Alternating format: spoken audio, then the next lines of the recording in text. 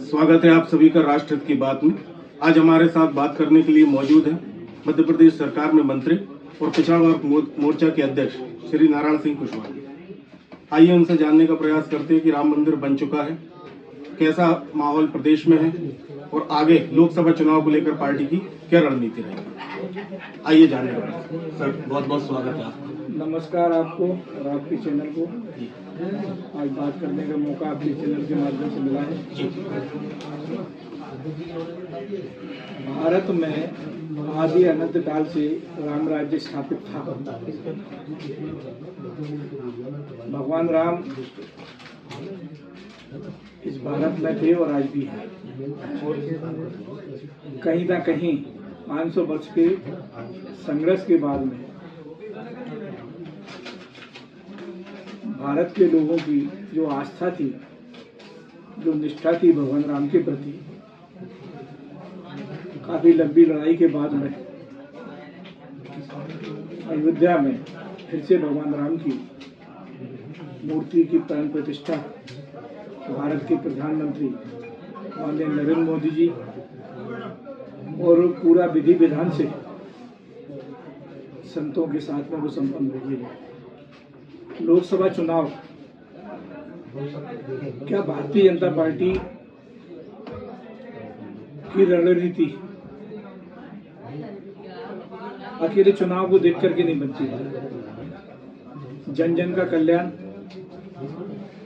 गरीबों का उत्थान, महिला सशक्तिकरण, युवाओं को रोजगार और सशक्त बनाने का काम, ये सारे कामों की रणनीति भारतीय जनता पार्टी की रहती है और है। इसी आधार पर भारतीय जनता पार्टी काम करती रही है और कर रही है। आज भी हम देखें कि भारत में अनेकों और इस प्रदेश में भी अनेकों योजनाओं के माध्यम से, जन कल्याणकारी योजनाओं के माध्यम से ऐसे गरीब, वंचित, पीड़ित व्यक्तियों के लिए अनेकों योजनाओं के माध्यम से उन्हें सशक्त बनाने का काम मध्य प्रदेश में किया है। सबकी आस्था भारतीय जनता पार्टी के प्रति मध्य प्रदेश के लोगों की है। जैसा भी विधानसभा के चुनाव में भारी बहुमत के साथ में भारतीय जनता पार्टी को मध्य प्रदेश की जनता ने आशीर्वाद दिया है। लोकसभा में भी फिर से अब से 29 की 29 सीटें भारी बहुमत के साथ में अच्छी तरह से मतदान भारतीय जनता पार्टी के प्रति होगा जो है। और नरेंद्र मोदी जी को हाथ मजबूत करने के लिए पूरा मध्य प्रदेश तैयार है। सर, विधानसभा चुनावों में पार्टी ने 163 सीटें जीती हैं, जो कि अपेक्षा से भी ज्यादा है। किसी मीडिया जगत को या लोगों को, शायद आपकी पार्टी के नेताओं को भी ये अंदाजा नहीं था कि इतनी ज्यादा सीटें मिलेंगी। इसमें आप लाडली बहना योजना का कितना योगदान मानते हैं? देखो, मुझे ग्वालियर में मैंने चुनाव लड़ते समय भी मीडिया, सोशल मीडिया वालों को बताया था। मैंने कहा 150 और 160 सीटों के बीच में भारतीय जनता पार्टी की आएंगी। उस समय भी लोग, मीडिया वाले ये कहते थे कि ये बता रहे हैं, फला ये कह रहा है। मैंने कहा मुझे विश्वास है, क्योंकि भारतीय जनता पार्टी ने जो मध्य प्रदेश में काम किया, अनेकों योजना और अनेक कार्यक्रम लेकर के, चाहे प्रदेश के विकास की बात करें, बिजली की बात करें, रोडों की बात करें, जन कल्याण के क्षेत्र में, चाहे किसानों के क्षेत्र में, महिलाओं के क्षेत्र में, तो ये सबके आधार पर विश्वास था। और लाडली लक्ष्मी बहना का भी बहुत अच्छा योगदान रहा है। सबका आशीर्वाद भारतीय जनता पार्टी को मिला है।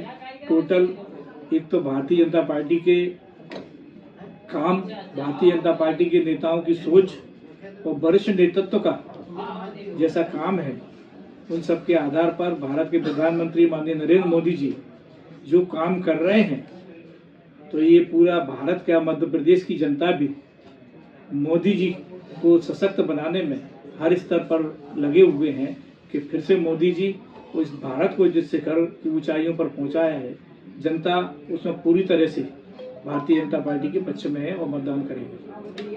अभी शिवराज सिंह चौहान जी ने मुख्यमंत्री लंबे समय तक रहे, ओबीसी कोटे से आते थे। अभी मोहन यादव जी ओबीसी कोटे से मुख्यमंत्री है। प्रदेश में सबसे ज्यादा संख्या ओबीसी के लोग।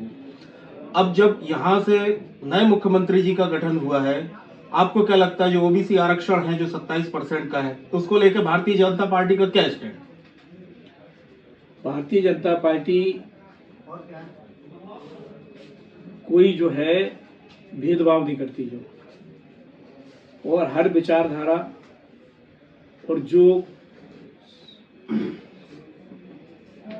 जिस भी वर्ग में व्यक्ति काम करने का, ये पार्टी की हमारा वरिष्ठ नेतृत्व, केंद्रीय नेतृत्व ये तय करता है जिम्मेदारी देने का काम कि किस कार्यकर्ता को कहाँ किस पद के हिसाब से जिम्मेदारी देना है, क्या काम सौंपना है। ये वरिष्ठ नेतृत्व हमारा निर्णय करता है, और वरिष्ठ नेतृत्व ने सारा ये बड़ा सोच समझ के निर्णय लिया है और अच्छा निर्णय है। और भारतीय जनता पार्टी ओबीसी को पहले भी मध्य प्रदेश में जब से भारतीय जनता पार्टी की सरकार बनी है, उमा जी के समय से, जब से ओबीसी के ही, चाहे उमा जी हों, चाहे बाबूलाल गौर जी हों, शिवराज सिंह जी, अब डॉक्टर मोहन यादव जी, पर कांग्रेस में जब भी कांग्रेस मध्य प्रदेश में सत्ता में रही है, कोई भी ओबीसी का चेहरा कांग्रेस ने इस ऊंचे पद पर पहुंचाने का काम नहीं किया है।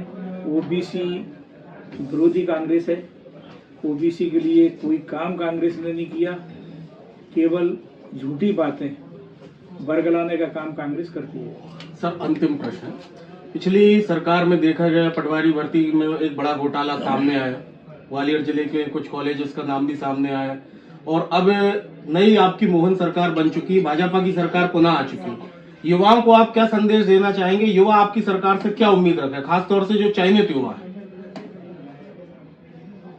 पटवारी भर्ती में भी सरकार की जब सामने ये चीजें आई तो सरकार ने उस पर निर्णय लिया रोक लगाने का जो है, और सरकार पटवारी भर्ती के मामले में भी जल्दी निर्णय करने वाली है,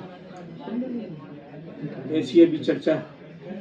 सर, पटवारी भर्ती के अलावा 9 परीक्षाएं हो चुकी है जिनके अभी तक या तो परिणाम नहीं आए या परिणाम आ चुके हैं, नियुक्तियां नहीं हुई। कहीं ना कहीं चुनाव और आचार संहिता के कारण ये चीजें रुकी हैं, पर आगे ये सब चीजें व्यवस्थित और जल्दी सामने आएंगी। लोकसभा चुनाव के पहले युवाओं को न्याय मिल पाएगा, आपको लगता है? आज उसकी सब चर्चाएं चल रही हैं, और मैं ये समझता हूँ कुछ आ भी सकती हैं उन्हें लोकसभा चुनाव के बाद में। तो ये सारी चीजें सब आनी है, सबको न्याय मिलेगा, कहीं किसी के साथ अन्याय नहीं होगा। तो ये थे नारायण सिंह कुशवाहा जी, जिनका कहना है कि भारतीय जनता पार्टी सभी के साथ न्याय करती है, किसी के साथ अन्याय नहीं होगा। प्रदेश में युवाओं को, बेरोजगारों को, सभी को न्याय मिलेगा। आप देख रहे हैं राष्ट्र की बात। धन्यवाद।